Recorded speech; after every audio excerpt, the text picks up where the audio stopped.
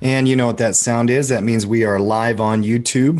Tackle Trading's halftime report. We've got Cody, we've got Matt, we've got Tim, and the markets are moving. First off, how you doing, Matt?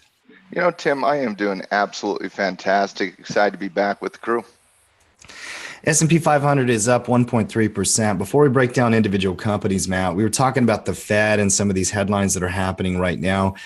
Give our team out there just kind of a broad view, that big 30,000 foot view of what is going on in the market today.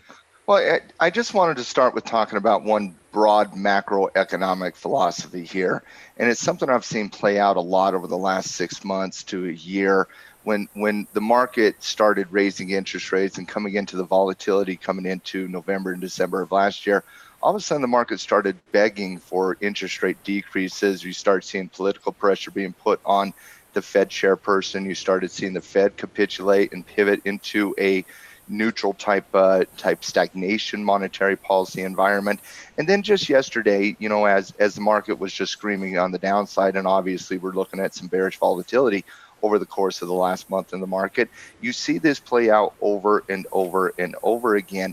And me and Mark talked about this on the podcast where you're looking at this market manipulation to a certain extent, but everything, the tea leaves, everything the Fed has stated, it looks like we're going to be lowering interest rates coming into the back half of 2019. And the market headline today just kind of, it really triggered me to a certain extent. And what I mean by that is the first headline I read this morning was market up, celebrating looming interest rate decreases. And the first thought that came to my head is, oh my God, these people do not understand how interest rates work and the history of monetary policy, and the ignorance that just is out there just really kind of drives me crazy sometimes when it comes to interest rates. A decreasing of interest rate, and let me be very, very clear here, a decreasing of the interest rate is not a good thing for the stock market. It could be a good thing in the short term, but it is not a good thing in the long term. That is the Fed capitulating to the slowing growth environment that we're seeing around the world. That is the Fed capitulating to recessionary indicators that are now flashing red sign after red sign. We just saw British manufacturing data tick into recessionary data just yesterday. We saw the PMI report out of the US come in at 52. That's very near recessionary territory. And so when I'm looking at these headlines, and I just want to make sure that our team is fully aware that if you look at the history of monetary policy from a price action perspective, and I'm just going to quickly do this just to show you it, but let's look at this over the last just two major market cycles. Okay, so here's the dot-com market. The dot-com market, the Fed starts raising interest rates towards the back half of the late stage bull rally.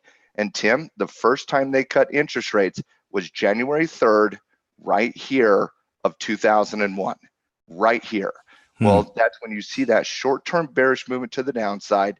The Fed capitulates, cuts interest rates. They had a 6% interest rate at the time. They did not stop cutting interest rates till right here, Tim, at the very bottom of June 25th of 2003. It was 2.5 years later, a bearish activity when the Fed finally stopped reducing the interest rate. And so when you're talking about the Fed lowering interest rates at the back half of a late stage bull rally, that is not a good thing from an economics perspective. Fast forward to 2007. Here you got 2007, double top, double bottom type market environment. When did the Fed start cutting rates? They started cutting rates in September. Right here, they cut interest rates from 4.75 to 4.5%. You had a short-term bull rally come back into the resistance zone, and they didn't stop cutting rates till all the way down here in December of 08, Tim. And so when you're looking at this in the current market environment, you see all this volatility the same way you saw it at the late stage of the last two market cycles. And now Bullard comes out yesterday, talks about lowering rates. Jerome Powell comes out today, talks about lowering rates. The headlines you see in the market today, market celebrating looming interest rate decreases. And I'm going to tell you right now, this is not a good thing economically speaking. Gino, I want to bring you in on this conversation as well, because obviously, and first of all, great analysis there, Matt. I do agree with it 100%. It's not a good sign when the Fed has to come out after a long-term bull run, 10-year bull market, and they can't even go through a rate cycle hike, that they started last October, and they are now capitulating to the marketplace over and over and over again.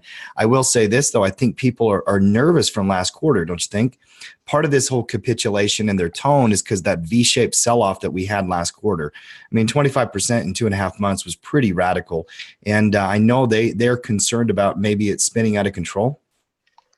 They should be. Yeah. They're the ones that create the environment for it to spin out of control. If they never did what they did in the first place, we wouldn't be talking about it spinning out of control. And so, yes, it can spin out of control very, very quickly. If we didn't spend 10 years at a 0% interest, or 8 years, whatever, we should have never stayed at 0% interest rates as long as we did. Yeah, I mean, that was ridiculous. We created this bubble. And so, yes, it certainly can spin out of control. But I will tell you, Tim, this market is showing bullish indicators today, no doubt about that, coming off the back of a 6, 7, 8% decline over the last month. You're going to be met with swift resistance at 2,800. Talked about it yesterday on the podcast. In my opinion, and I said this on the pod yesterday, for the investors out there, the traders they're going to start shorting stocks at 2,800. But for the investors out there, I think it's important to take a little bit of a hedge or a protected put, some low percentage against the portfolio, just till because you said it best, Tim, it can spin out of control. It's not bad yet, but it can spin out of control. And for those long-term investors, I don't see it as a bad thing right now for them to say, okay, let me go take a 2, 3, 4% position size in put options on the S&P 500 to protect those broader retirement accounts. The Fed Rate Watch tool on the CME Group's website is a very particularly useful bit of information in situations like this, Matt. The June meeting, which is going to be the 19th, coming up here in a couple of weeks, just a month ago, there was only a 6% probability that they were going to lower rates. Now there's a 12.5%. Even just one day ago, there was, I think, about a 6.8%. So this Bullard commentary is making people think maybe even in June that they might have a rate cut, Matt. Listen, I would not listen to Bullard in any capacity. That guy is the Fed's watchdog who they send out whenever there's volatility. They send him out to say something stupid. That's what Bullard does. Yeah. So maybe some short-term hype as we're rallying here into old support and some falling moving averages and some general weakness during the month of May could be a good opportunity for bearish traders with bearish retracements that are setting up, is what I'm looking at. Yes. Yeah. Yes. That is the technical setup that is going to be the king, queen, and the court gesture of everything we talk about for the next few days. Is every one of these tech stocks, Facebook, Amazon, Google, all of them breaking support, rallying back into resistance. Take Tesla, for example, Tim. Tesla's up 11 points today. I mean, Tesla's up 11 points, up 6.48% today. And are you looking to actually buy into Tesla right now? No. Or are you waiting for it to come smack dab into 200 or 210, where you have a decreasing 20-day moving average? Whatever you're looking at, Tesla's going to be met with swift resistance. Short sellers going to celebrate every retracement that comes back up into resistance. Yeah, I agree with that. Start with Apple Computer, if you would. Same kind of situation. Cody was talking about it in pre-production as well. Matt, they had their developers conference. They came out with a bunch of new software applications for the watch and the phone and the iPad and all this kind of stuff. They say they're going to kill iTunes at some point, make you just do everything on iMusic and iMovie and all those type of things. The market did not like it yesterday. Now they are liking it here today. Apple's up about 2.5% here. What's your read? None. I could care less. I mean, is that a trading signal right now? Are you buying Apple above 180, or are you going to short it when it hits 185? No, you're looking for shorts. I mean, where that develops, how it develops, and where will be interesting. I will tell you, I did like Apple that they're going to make secondary confirmation on like Facebook apps and other type of apps where they don't just trust Facebook's, privacy. I really liked that. I really their like idea that. Of when they directly pointed out Google and Facebook. They're like, y'all are giving away all your security privileges to these two companies, and you have no idea what's happening. And both of them have had breaches. Yeah, I they really called them out. That was good. And then adding a secondary security, I like that idea. Yeah, I mean, but in this bearish type of downtrend that we're seeing on Apple, Tim, I mean, for you to have a tradable signal to the bullish side, you're going to have to see a double bottom, double top type scenario, double W formation, break out of that W formation. We're talking a little bit of time here, and that first retracement comes back down into that support level. So, you know, it's if all you are is a bullish trader, you're going to have a difficult time over the next couple of weeks, in my opinion. You know, I think almost every trader I know trades Apple Computer. I want to get everybody's take here. Gino, you trade Apple all the time. What's your read on Apple right now? I'll tell you, the big news is this. The only reason I think it's up today is because people are happy they're getting rid of iTunes. You know, that's the big news yesterday, that they're going to make a change to that. Did you guys hear about that? Mm-hmm.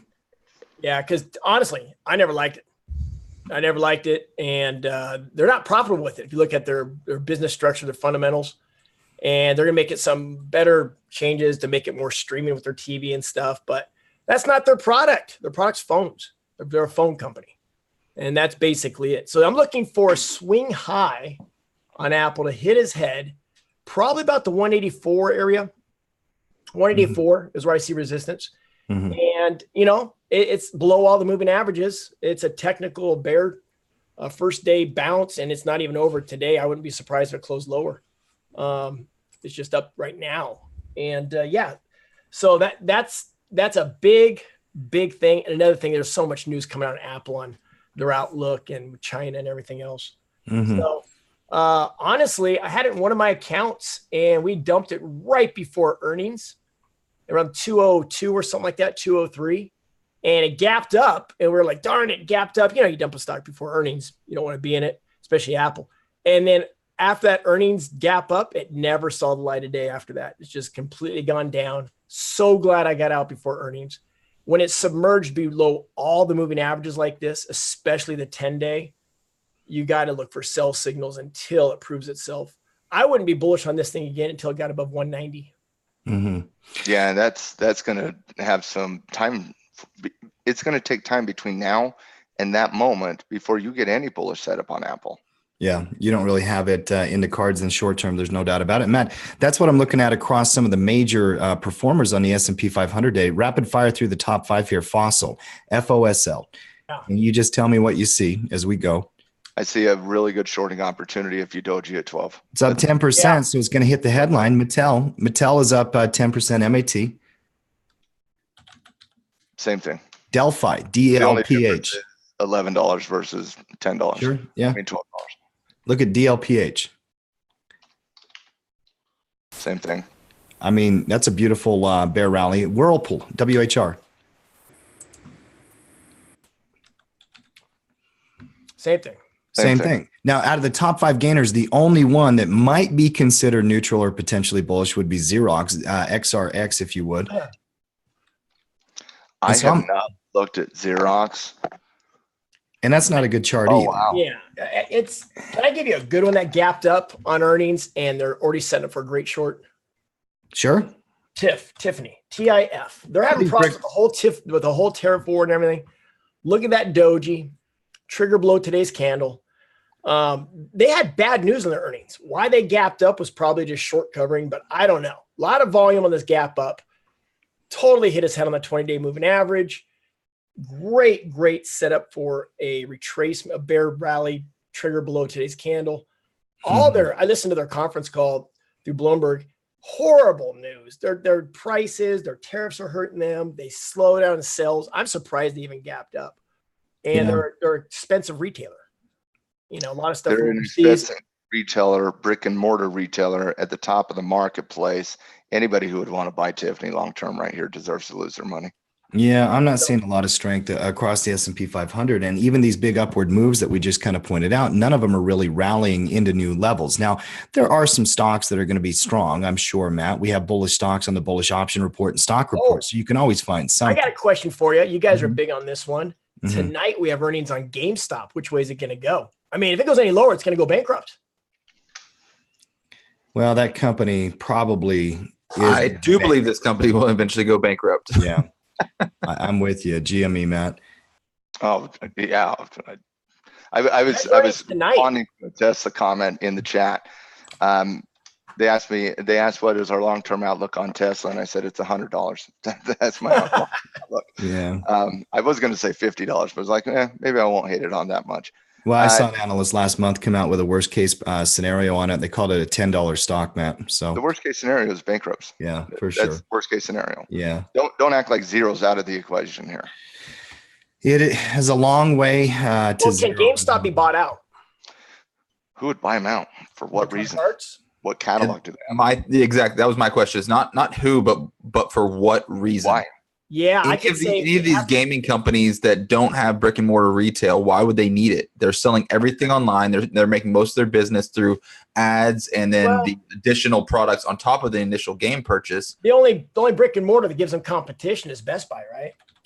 I No, don't think that- you have Walmart. You have so many companies that sell video Are you games. kidding me? It's not the selling of video games. EA, Activision, Take-Two Entertainment, Nintendo, Microsoft, Google, that's GameStop's competition.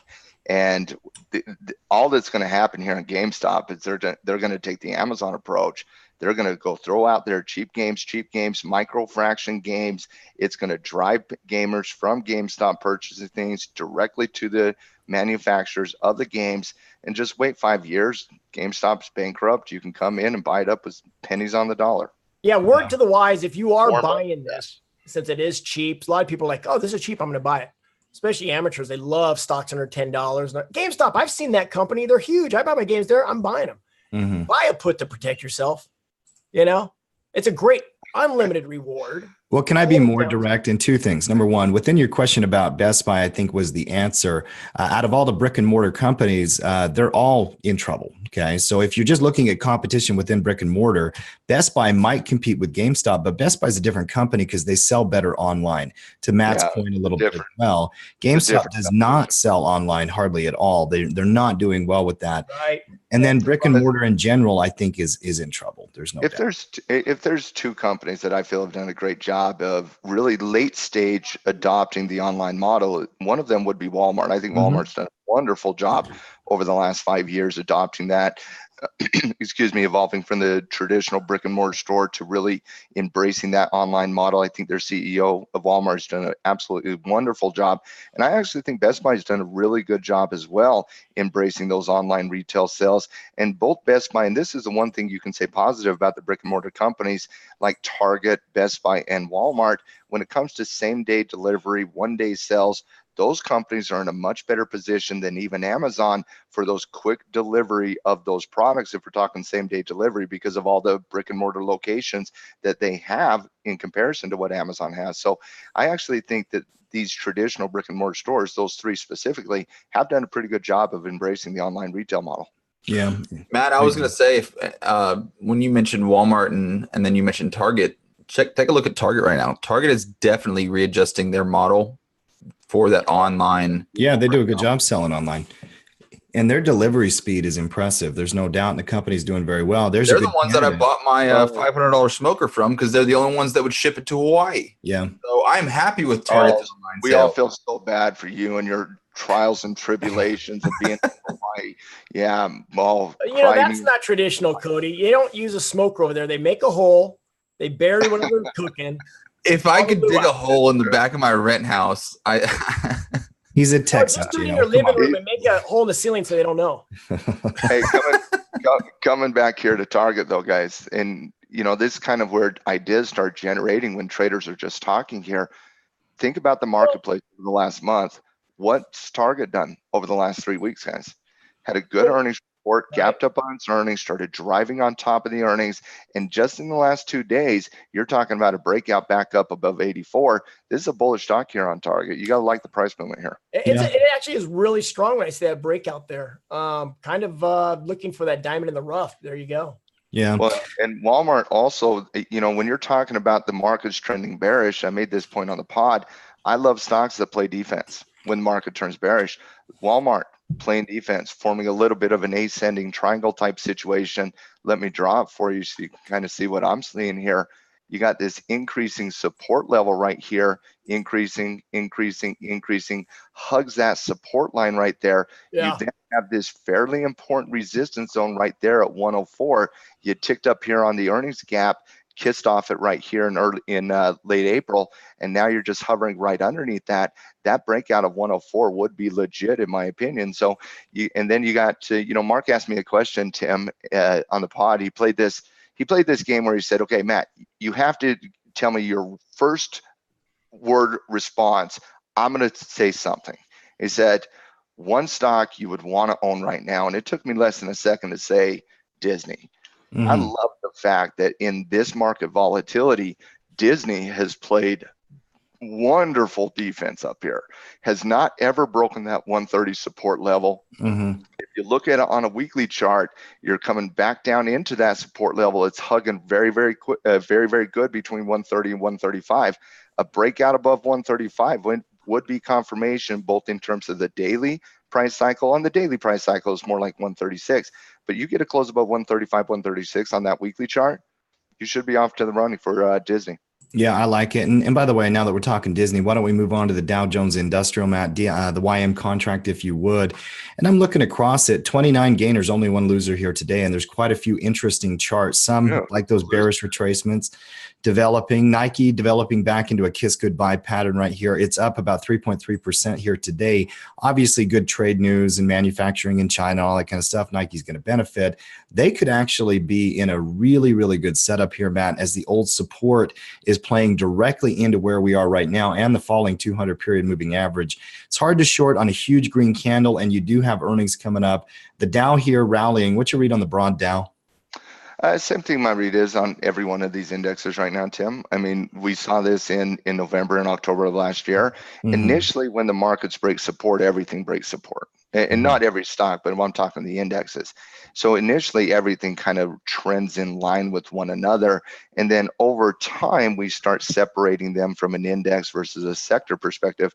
I mean, the only sector that's really not doing bearish activities is utilities and real estate right now, which is always par for the course when it comes to market volatility. You're talking a bunch of REITs in the XLRE, good dividend paying companies there as well, good dividend paying companies in utilities as well. So obviously those two sectors are going to outperform the rest of the sectors as markets start to show bearish activity.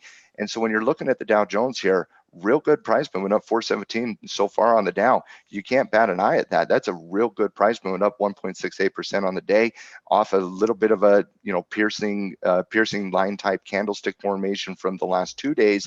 And now you're going to come up, and what's going to transpire here, Tim, is you're going to test, and the market's going to test here. The market's going to test 2,800 in the S&P.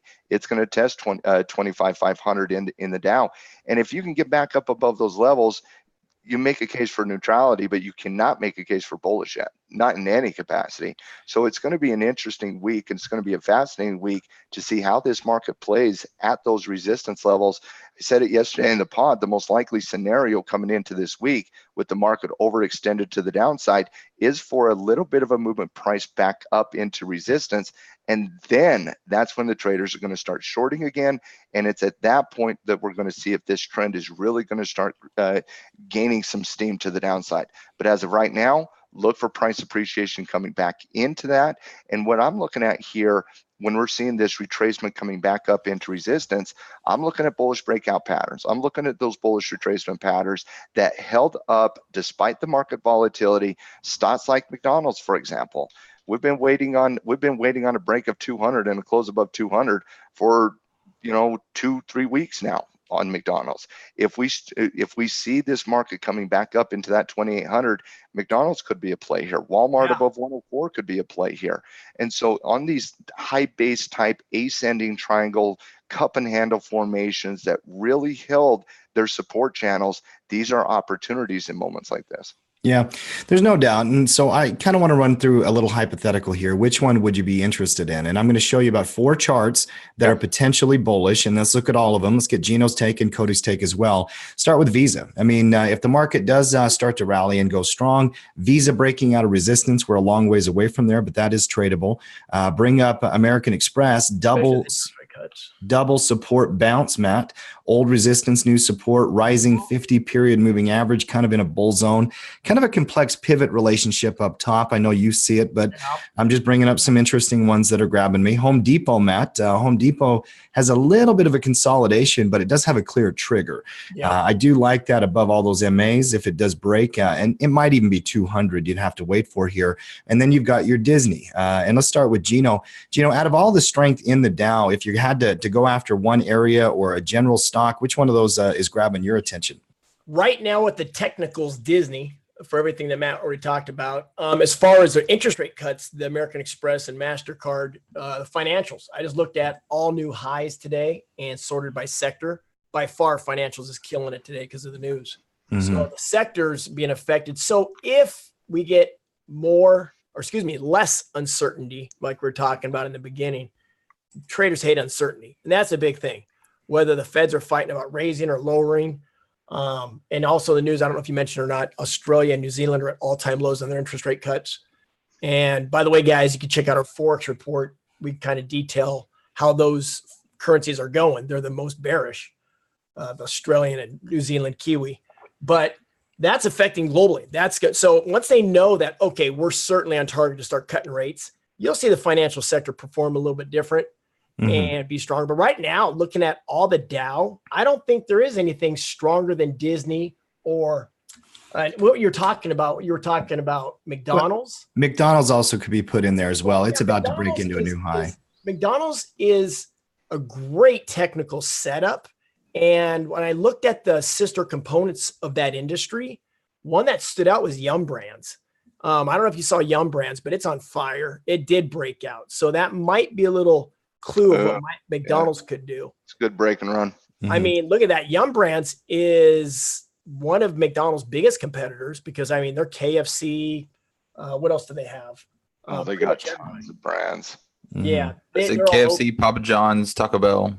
Bell. They're cheap food, guys. They're similar to McDonald's, recessionary proof type stuff. But now when you brought up Home Depot and McDonald's have something in common. They're both kind of in the real estate business. This is a seasonal play on Home Depot, real estate, summer. And I think that's the only thing holding it up because real estate's kind of holding in there. And it is seasonal. And this is the time of year when real estate takes off. But it's a real estate play because people buy houses. And what do they do when they buy houses? They go to Home Depot. It's spring. I just went to Home Depot. Loaded up on the flowers. You know, it's planting season. There's sales, there are barbecues all throughout the parking lot there. You know, Cody had to have his shipped. But, you know, they don't have a Home Depot in Hawaii, Cody? They do. They just don't sell any of the good smokers. Oh, yeah, you got to get a Traeger. So that's the thing, man, is looking at everything. There are, like you guys found, there are some diamonds in the rough. There are some good plays out there. There's some really stocks on fire. You have to tiptoe to look for them. You really do.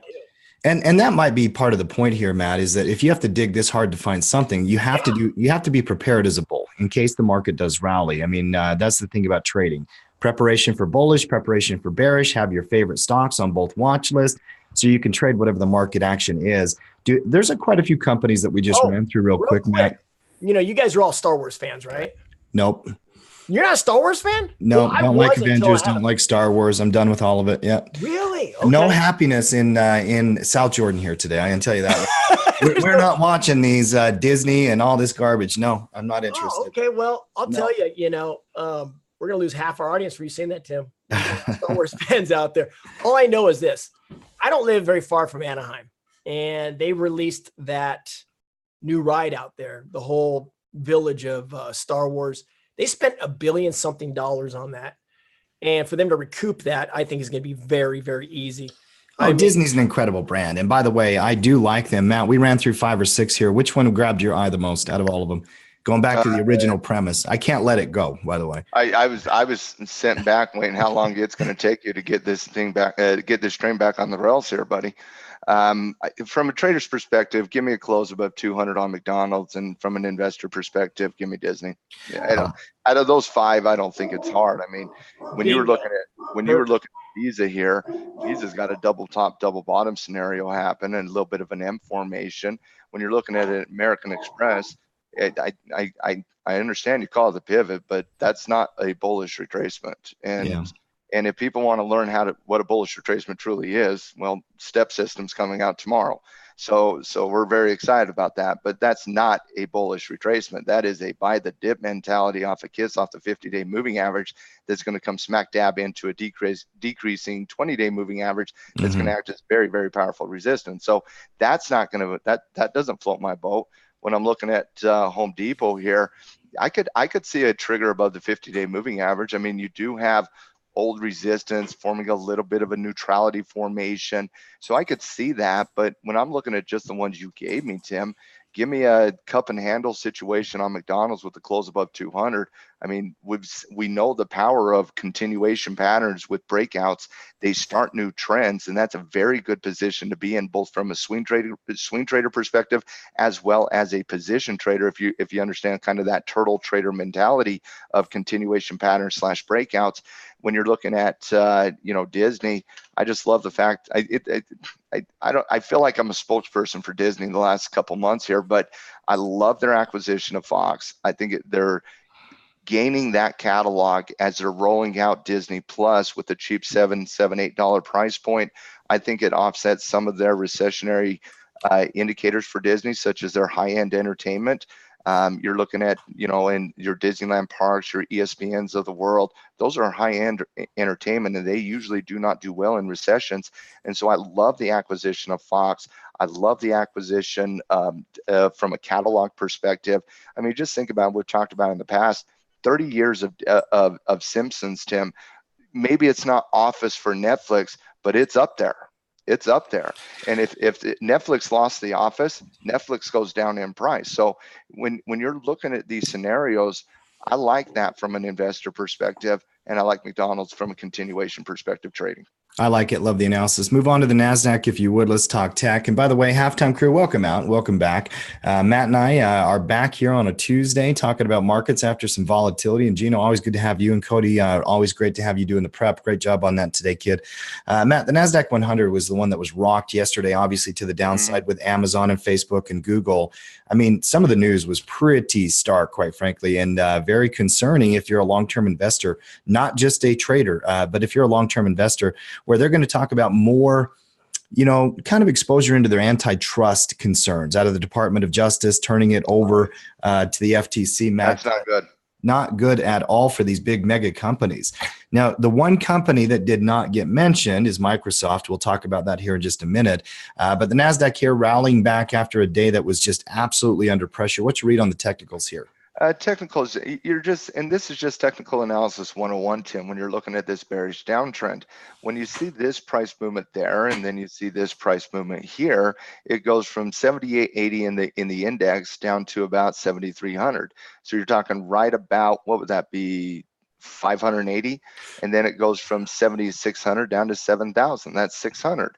I mean, markets have historical context to them, and it's like Mark Twain said one time, history doesn't repeat, but it certainly does have a rhythm to it. And that's what you're looking at here, is you're looking at the rhythm of the marketplace, and it's coming down into that 580 points down, forms that first bearish retracement, kisses off that 7,600, the slight term, short-term kiss of death formation, where you're crossing the 20 over the 50, and then you start that bearish downward to the movement, and then you come smack dab all the way down in here at the end of its range. And Tim, it's not surprising that slightly positive news today, and I mean slightly positive news, Tim, in the face of Mexican tariffs, more Chinese tariffs, recessionary indicators galore, slowing growth galore, Fed speeches coming out saying, nothing to see here, but we're going to start lowering interest rates. It's not shocking that the market buys after a 600-point movement to the downside when you get to that historical levels down, and just so happen to be right at a significant whole number at 7,000. And so what you're seeing here is the markets overextend to the downside.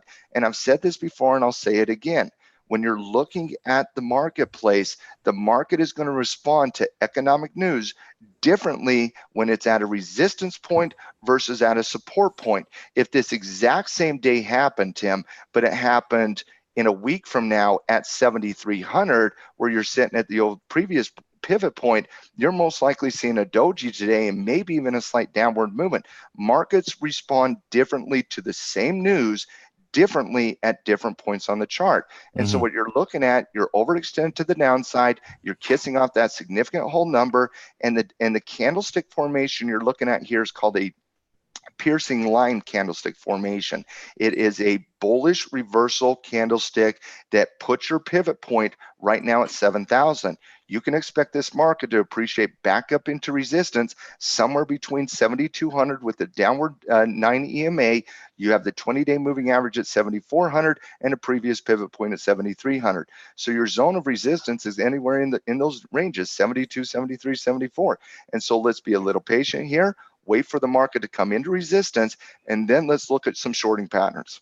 Yeah, I love it. And David Kaiser, you are right. Star Trek is greater than Star Wars. There's no doubt about that. No, Battlestar Galactica. The revamped one, the original. Battlestar Galactica was also a very, very good show. I agree with that as well. NASDAQ 100 here, green candle, Matt, coming back into all those old resistance points. I got to tell you, I'm looking across the board. I don't see a lot of strength at the top. So don't even look at them. They're not buying opportunities, and they're not shorting opportunities yet. Not until it turns bullish. Patience is a position.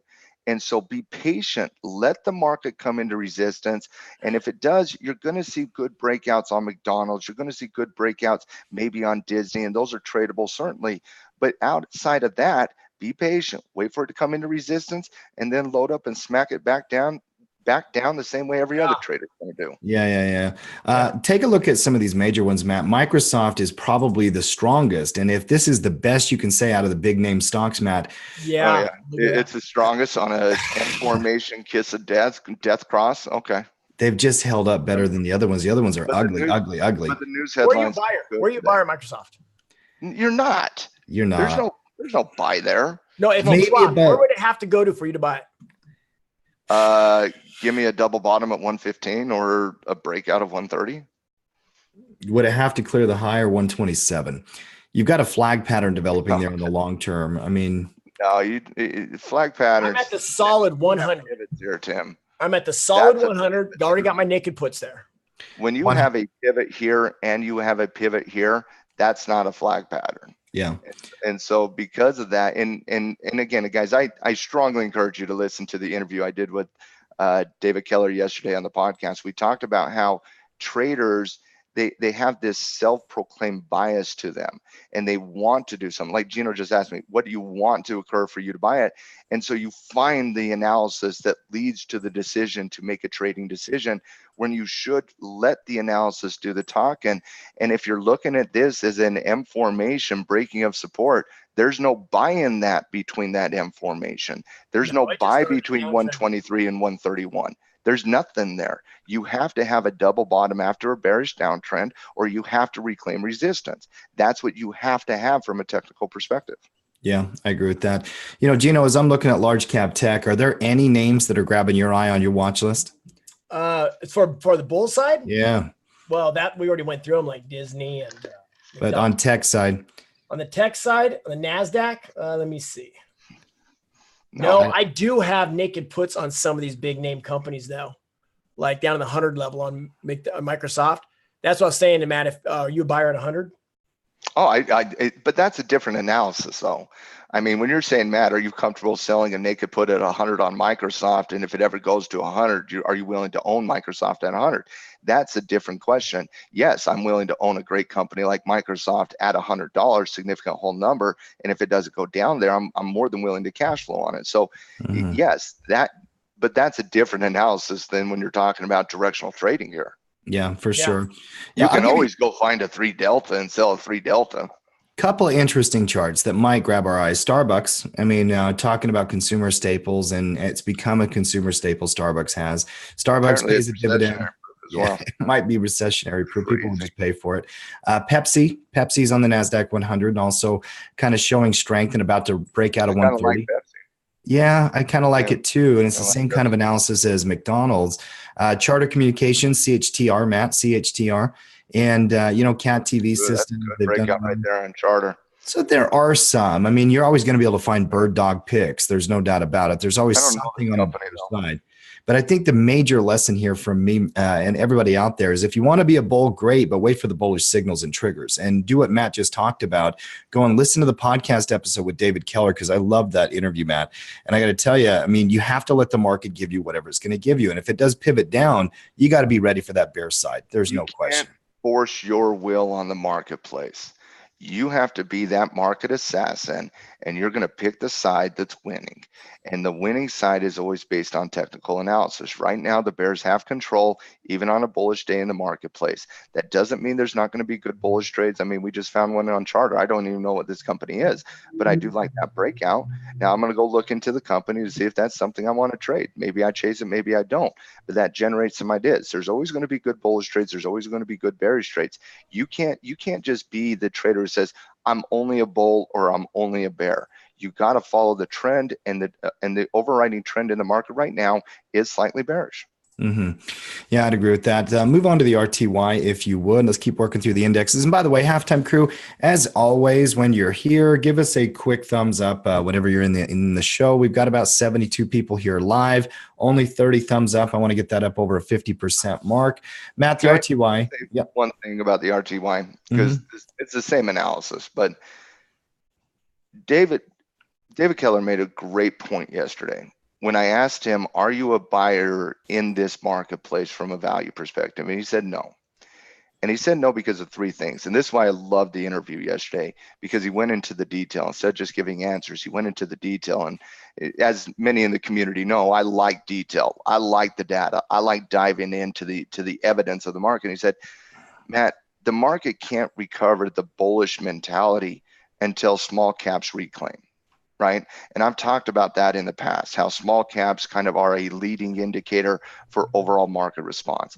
He talked about how, the market can't respond back into the bullish if the semiconductor index is going to be underperforming the broader marketplaces. Right. And right now the semiconductors are getting absolutely slaughtered. I know they're good today off of really good 20% downward movement, but that's going to be met with swift resistance, and the market can't recover until discretionary type companies can outperform consumer staple driven companies. And right now, consumer staples are far outpacing consumer discretionary. And so when you're looking at these two, look at discretionary XLY here, nice bearish downtrend. Look at XLP, consumer staples, really more of a neutrality type situation right now. And so when you're looking at those three key factors, with the small and the mid cap index is underperforming the market, the semiconductor index is significantly underperforming the market, and consumer staples, which is slightly doing better than consumer discretionary, you can't call it a bullish market when those environments are happening, especially given the fact that utilities and real estate are the two best performing sectors right now. So I get it. People want to go buy Facebook, and they want to go buy Apple, and they want to go buy the brand names out there. I get that. They love trading those companies. That's fine. But when you're seeing these types of analysis play itself out, you got to be a little cautious right now. Mm-hmm. Yeah. Gina, what's your read on small caps? Well, I got to run, but I just want to make a point because we jumped over real quick on the tech. I'm not a buyer of anything that's really tech at all. If you look at the NASDAQ 100, but I did want to point out one of that is in the tech. Actually, two that I am looking at is Starbucks. Now, I know it's not a tech company, but if you look at it, it is a NASDAQ 100 company. Starbucks, the move today and the technical setup is unbelievable. And that has a lot to do with coffee futures being at an all-time low. And that is their product is Starbucks. And the second one, Matt, when you're talking about semiconductors, is look at the technical breakout setup on AMD. So Starbucks and AMD are my only ones I'm looking at. I love that cup and handle in AMD. I love the fundamentals and the business, that model that they have going. They just got it approved for their Ryzen chip or whatever it is that just released to take over. And they're still in a lot of market share. I see a target of 34 something off this break on this double top on the cup and handle on AMD. That's the only thing I see in tech, actually. If you're going to talk about a tech company, AMD. If you're going to talk about the NASDAQ 100, Starbucks. Mm-hmm. AMD's, any trade has to start with AMD above 30.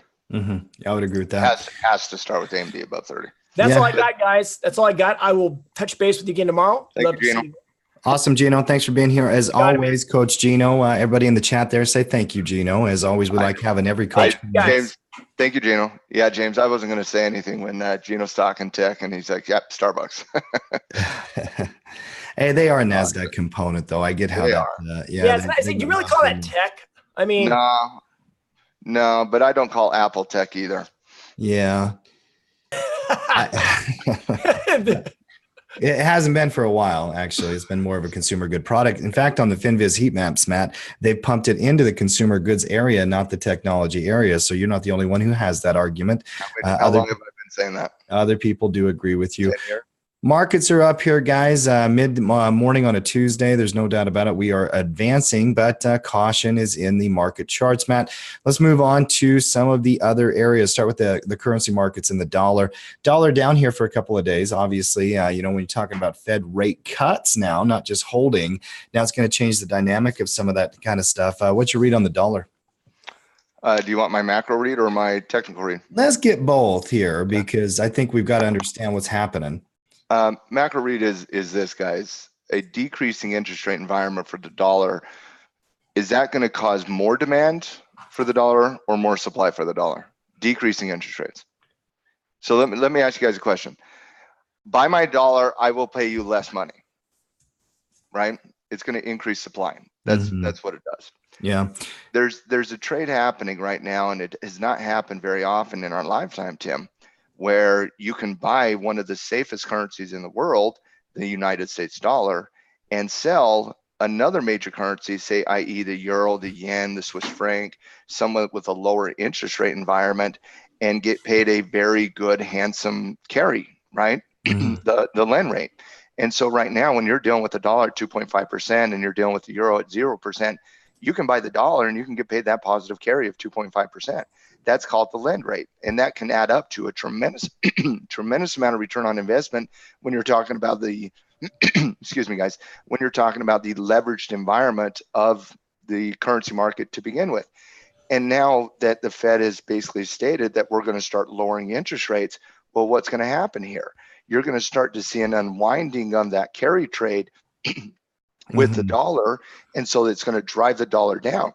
Well, give me a second. Yeah, you bet.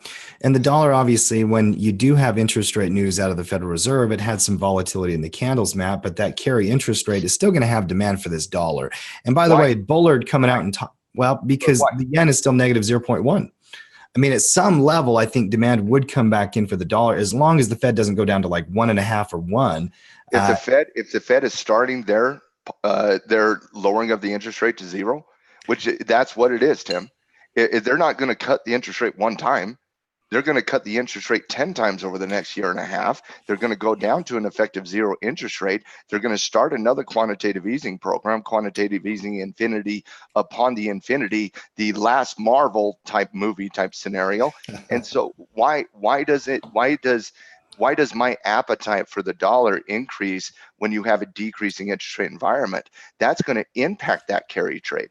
And so now with the traders who have been making money on the direction of the dollar, been making money on the carry of the dollar, now you're losing money on the direction of the dollar, you're losing money on the carry of the dollar. That's going to decrease the appetite for the carry trade for the United States dollar. And now from a technical perspective, you have a double top, you have a double bottom.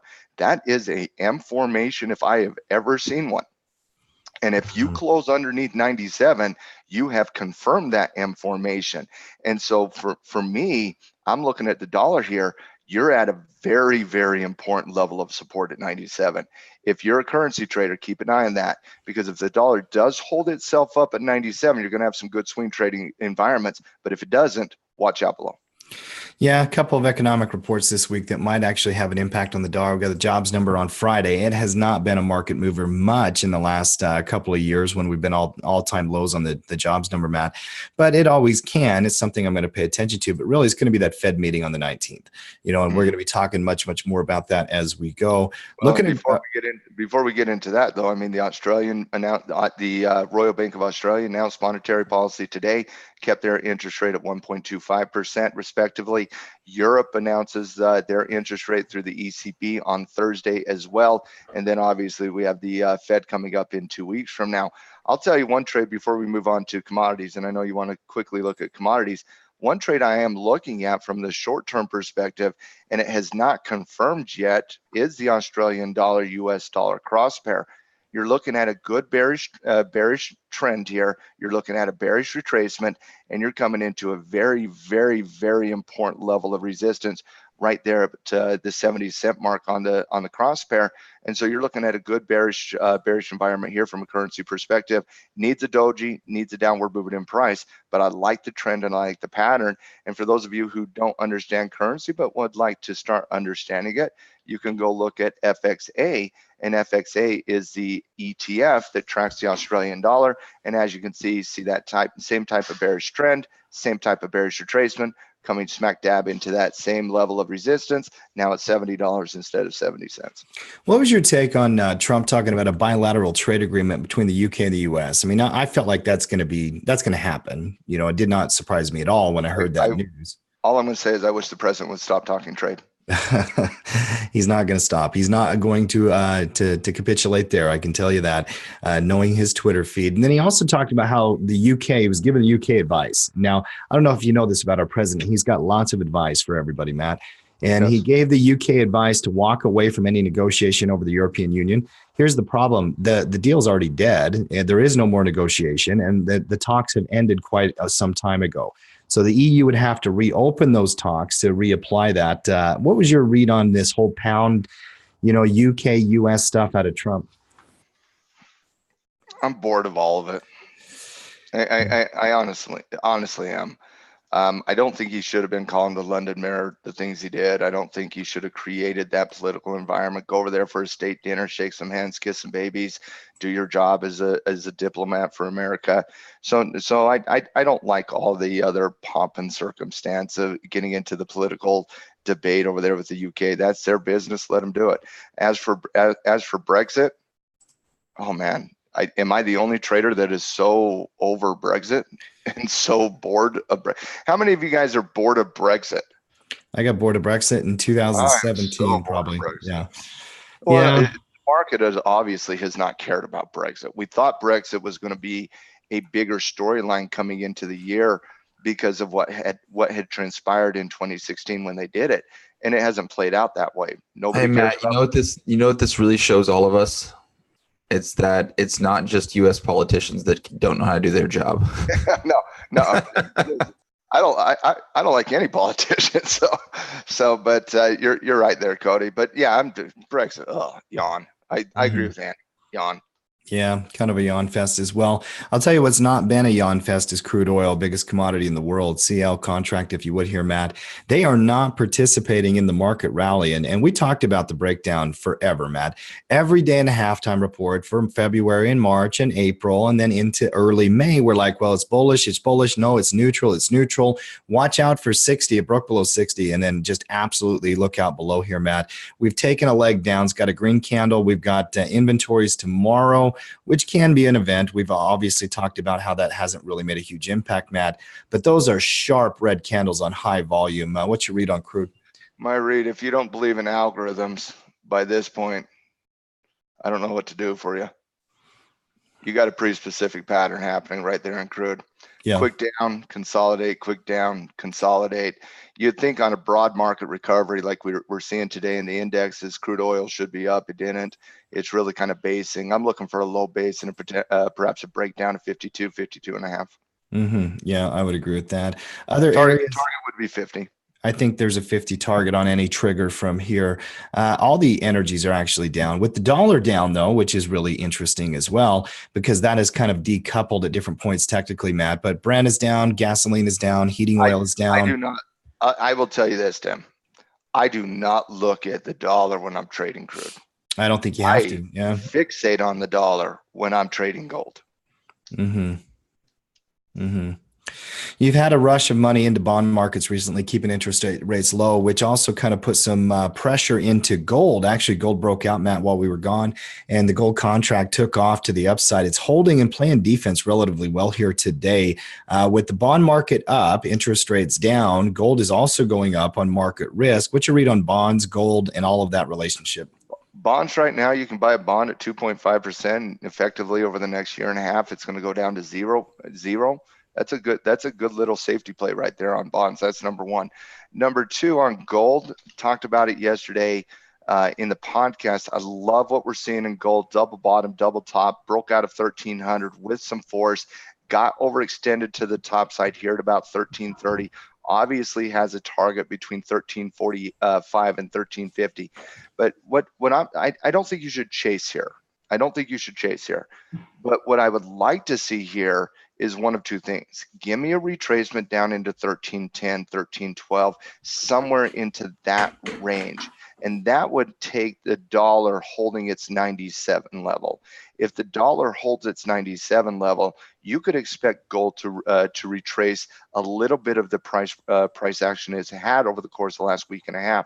But what I wanted yesterday, and I always say what I want because I want to, and when I say that, I'm thinking forward from a technical perspective. And what I would love to see here is I would love to see a high base. That's what I would love to see here on gold. Give me simple consolidation, no pivots. Don't give me 3 up, 3 down, no pivots. This is a hashtag no pivot day on gold. Give me consolidation over the next 2, 3, 4 days coming into that unemployment report, and then give me a breakout. That's what I'm looking at it on gold. You're not going to chase it because when you chase the dragon, we knows what happens. It turns around and it breathes fire at you and you die. So just wait for the retracement. Wait for the high base. There's going to be a real good technical setup on gold in the near future. Yeah, Bitcoin, last one here, Matt. Then we're going to do some stock roundup. Bitcoin's interesting. It cracked 9,000 last week, Matt, but obviously a very, very ugly setup here. Yeah, I couldn't imagine. I don't trade Bitcoin right now. Everybody knows kind of my read on Bitcoin.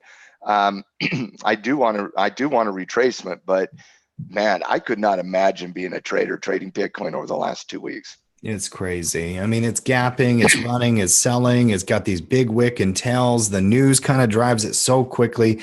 It's wild and crazy. It's been in a parabolic uptrend now. We've gone from about 3,500 to 9,000 in what is that? About 4 months, 3 months. It is running like crazy. Asset classes year to date.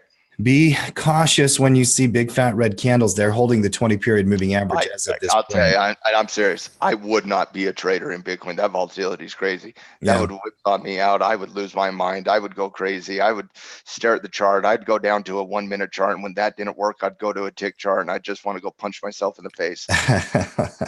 A couple stocks with earnings that pay attention to, Matt. Salesforce.com, if you would. CRM. One of our favorite companies, just not been tradable now for a while. It's been neutral. So there's been condors in play, things like that. It broke down with tech yesterday, but now you've got earnings after the bell here today, Matt. A market maker move. What are we reading right now on the MMM, by the way? 7.8, or you're talking about a 5% movement up or down. That's interesting. I'd have to go back out and price the historical gapping. I think it's 5%. It's tonight. Yeah, it's tonight. Tonight.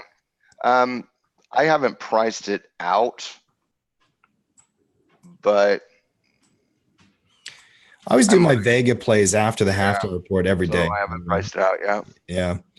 It's one I'm going to look at. I'm going to look at the numbers and see what the gap projection based on its historical gapping is, because in a market like this that you're waiting for the direction to take play, Theta and Vega can play into your portfolio design. And you know me, I love earnings plays. So and just given the fact that we've had a lot of volatility lately, increasing volatility, that's probably going to lead me to an inverted fly, but that's typical. My go-to is an inverted fly on earnings. A couple other companies off the reports this past weekend. Great job on all those reports by our coaches over at Tackle Trading. ICE was a beautiful runner here, Matt. The exchanges have been strong. It broke out of a high base. You would have had to have your trigger ready. There's no doubt about it, but a lot of strength right there. GH off the stock report. We had a couple other triggers as well. Nice little reversal breakout. HIIQ as well. Off the stock report. I'll tell you what, the bird dogs of tackle really had to dig deep last week. And they found some bullish ones. There's also a bunch of other ones happening as well. But really, Matt, the big thing that we're doing at Tackle Trading right now is our step system launch tomorrow. And what can you say about that? Well, I'll just say a couple things about that. Number one, that's one of the reasons why I've not been here for the last 2 weeks. Been stuck in the dungeon, the man cave, and I went and started doing all the design and putting the videos together, and we're very excited for the step system launch tomorrow. It's our scouting report system is what it is, and one thing that we've found over the course of the last few years doing the scouting reports is people did not understand, our community did not understand exactly how to utilize the scouting reports, and so they would use them as their watch list. And I'm sure our community loves the scouting reports. I certainly love the scouting reports. But what we wanted to do is we wanted to basically create a system to make sure that all of our community knew exactly how to utilize the scouting reports. And I'm very proud of what Tackle and the team at Tackle has came together and created, and I think it's a quality program, and I think it's going to really, really take our community up to the next level. So and the last thing I'll say, Tim, is I promise you guys, you do not want to miss tomorrow. Mm-hmm. You do not want to miss that webinar tomorrow. I've seen a little bit of what Noah and Christian have designed for the launch tomorrow, and I'm extremely, extremely excited for it. And we got a good plan of how to execute it, and I think our community is going to absolutely love what we're going to do tomorrow. So make sure you're there. Hang out, and I promise you guys will not be disappointed. No, I'm excited about it. I'm fired up. I think it's going to really build a lot of engagement. I think students are going to love the system once they get their hands on it. There's no doubt about it. Tomorrow's launch, I'm excited for it. I know we've got capacity on that Zoom room, Matt. If you've not registered yet, you need to reserve your place because we are actually approaching that capacity. Well, the registration right now is over our capacity. Yeah. And obviously the people that register for it, and some don't show, some get busy and whatnot, but we are expecting a full crowd tomorrow night, and make sure you're there early and whatnot. And if you can't get in, well, watch the recording when we send it out the next day. Mm-hmm. No doubt about it. Show up on time. Don't be late to this. This isn't a coach's show where you can be like, I'll be 5 minutes late, or a lounge, I'll be 3 minutes late. No, don't be late to this. Show up, get excited, because guys, we got a special thing planned for you guys. Yeah, no doubt about it. So guys, we'll see you tomorrow. I got one more thing before you wrap it up. Yep. Over on Instagram later on today, we have a poll that's going to be out. It's going to be between Planet Fitness, EA, or Facebook. Whichever one of those you want one of our coaches to do an in-depth analysis video on, you got to get over there to Instagram and vote on that. Yeah, go to, I love what Jessica and Tackle's doing on Instagram. Here's the problem with Instagram. I literally, as you mentioned that, and as Matt, you're talking, I went there right now just to go and see what was on Tackle Trading and when we're going to put that out. And one of our halftime crew, Ed DeCasso, he has a picture of the most delicious shrimp po' boy I've ever seen. And now I'm hungry and I'm starving. So the problem with Instagram is that it makes you hungry. I want to see that, Ed. I'm following Ed. Here, I'll show you. Look at this. So I come to Instagram to find Tackle Trading, and I see this sandwich right here. I'm going to lunch right now. I need to go to South Beach, Ed. There's no doubt about it. I don't know if you're here with us live or not. Ed always watches this show pretty much daily. But now I'm hungry. Now it's lunchtime, and now we are going to move on from the halftime report so I can go find me some food, Matt. Great job today, Matt. Great job today, Cody. We will see everybody back here tomorrow on our Wednesday show of the halftime report. And until then, we are out.